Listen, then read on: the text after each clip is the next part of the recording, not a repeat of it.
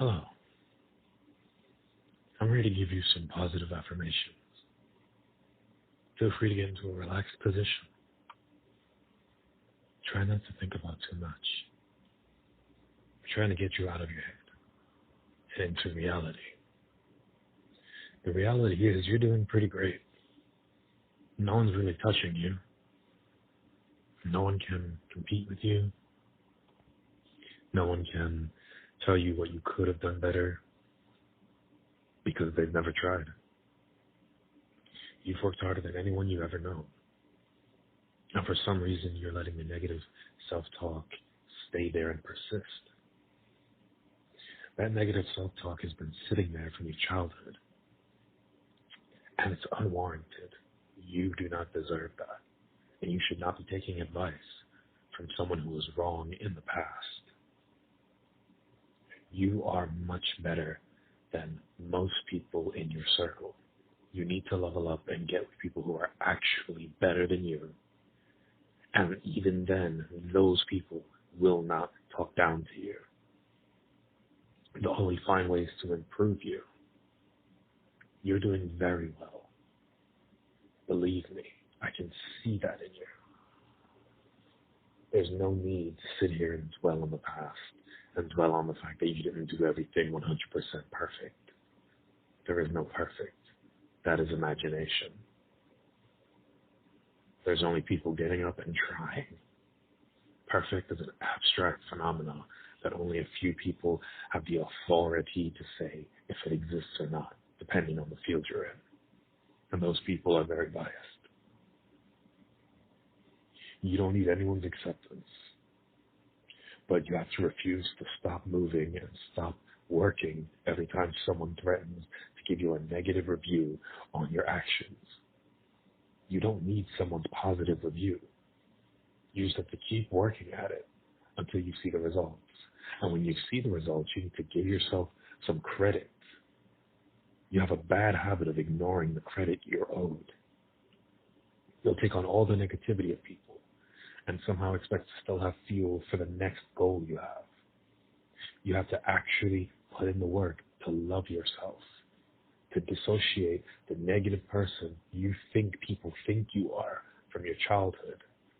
Every time you look in the mirror, you think that you can make yourself feel good about yourself, but you're still attached to this negative view of this negative impression you had from so many years ago of a person who doesn't even exist anymore.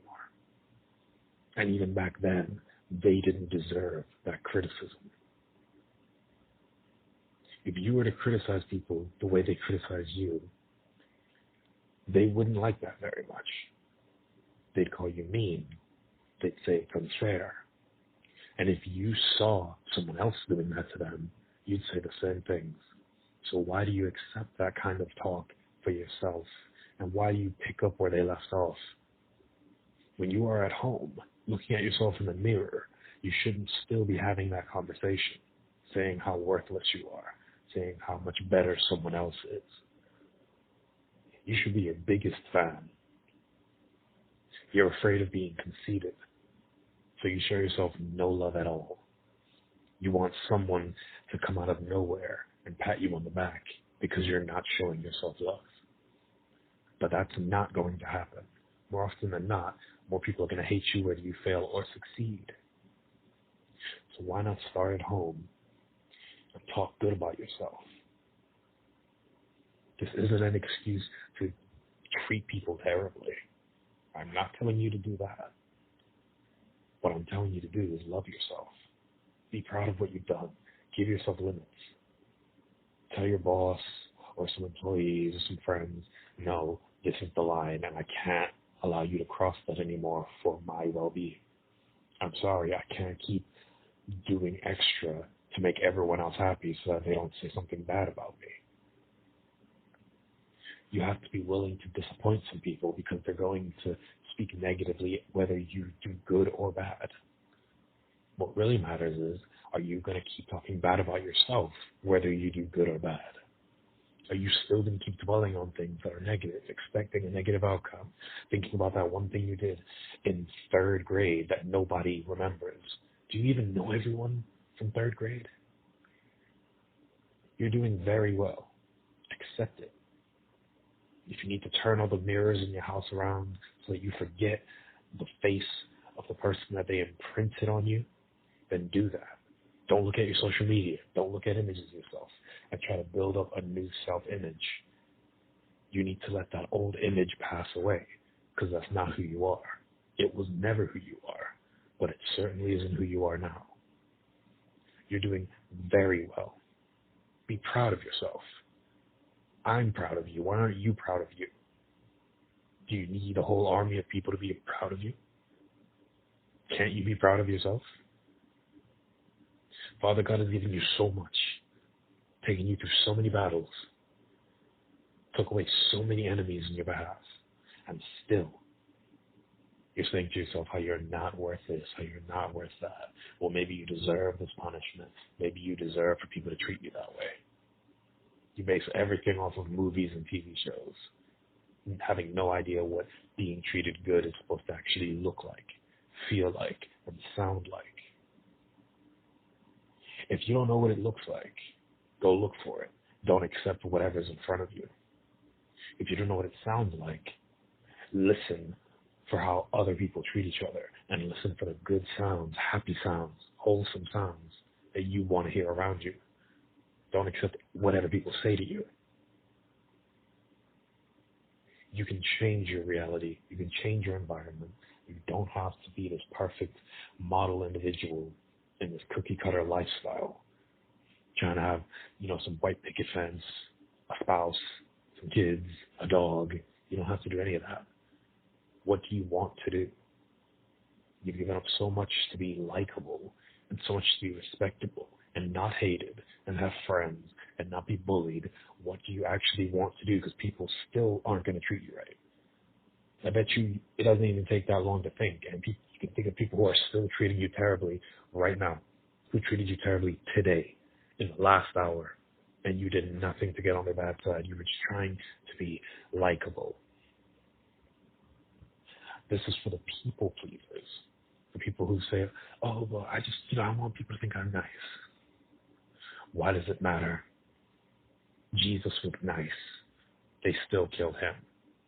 It was needed for prophecy, but it was going to happen regardless. Martin Luther King was nice. They still killed him. A lot of people are nice who aren't here today. But would they take it back? Would they change what they said? Never. They would never change what they said. And that's why I think of them as these greater than human beings, when in reality, they were just the true human. They're the person you're supposed to be. When you have something, an idea, a goal, a passion, an endeavor, something that goes against society, in a good way, that is for the good of people, not for punishment of people or for being a bigot or hating on people, when it's just something that's genuinely good and you want to do it and it doesn't bring any harm to anyone. And you stick with that. You have to be willing to stick with that and get as far as you can get with it. Whether you fail once, twice, 1,000 times, and you have to be willing to get up and take the negative reviews because they won't kill you. And they won't stop coming whether you do your dream or not. You could sit there and say, I'm going to work fast food for the rest of my life. And if that's what you want to do and you're happy with it, fine.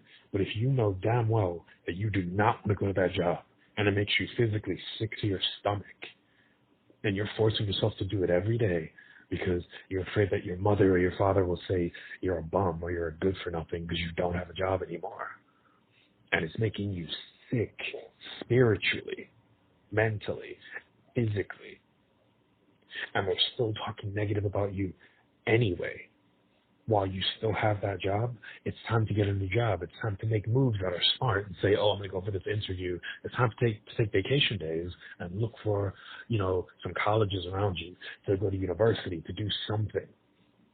It's time to go on Student Room, PubMed, to do some research onto the field you want to get into, or the dream that you have in your heart that you don't know if someone's even tried yet.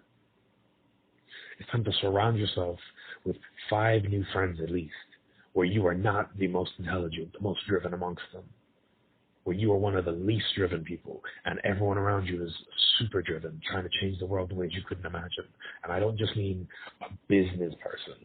I mean someone who's willing to shake up whole governments, someone who's willing to actually say, oh, I want to stop this evil that's happening in a country halfway across the world. Oh, I want to be a doctor. Oh, I want to be a lawyer. I want to, open up a business for disenfranchised people. Oh, I want to start this grassroots organization. Surround yourself with people who have dreams that aren't the normal dreams. The kind of dreams that don't have a trail. The kind of dreams that they are paving themselves. Surround yourself with people who will show you love by treating you like a comrade and not some annoying colleague that they have to put up with. You deserve better than that. And it's not okay to accept that kind of talk from yourself either. You do not deserve to treat yourself like an asshole. Stop bullying yourself. You don't deserve that. Tell you to fuck off and get to the real you. No one deserves to be talked to like that, even if it comes from themselves. That's not you talking. That's the world. And you're doing the world's work. And the world retired years ago when you were a kid, and you're still doing their work, filling out their negative paperwork on yourself, crossing the T's, dotting the I's, making sure to tell yourself the same thing over and over again that one bully told you maybe once or twice in school. Find people who deserve your presence. Self-deprecation is not fucking cute. I pray that you learn how to talk to yourself better, to walk around the way you imagine you should be walking around, and not the way you think you look to other people. You deserve better. Now go and get better for yourself. I know you can do it because you're willing to listen to this. And I'm someone who's in your circle, and I am driven as hell. So I'm forcing you to go to some meeting, some free talk from someone who's in that industry you want to go into. Yeah, we're going. You're my friend now, and we are going. That's not an option. Tomorrow, we're going tomorrow. I don't care what you have on tomorrow, we're going.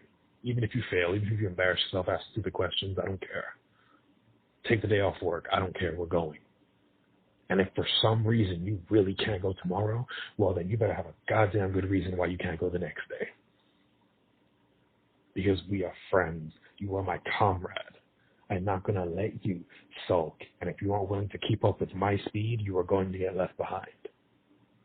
And I wouldn't even be having this conversation with you if I didn't believe in you. And ultimately, even if I didn't believe in you, it shouldn't matter to you. You need to be at my pace, which means I shouldn't matter to you. Keep fighting. Get with people like the real you. Find out who the real you is. And stand with me, friend. Because you're better than most people around you. Because they wouldn't even try and step out of line. But you make your own line. I love you. And I need you to love yourself. Or else we can't talk anymore. We can't be friends. Because I refuse to be around a sad sack all day. You won't get anything done if you sit around and cry about it. You're better than what you tell yourself. Now go and be great. I love you. God loves you. There's a world of people that love you that you haven't even laid eyes on yet. And they deserve the real you. The true you. The world changer. Stop making us wait for the real you.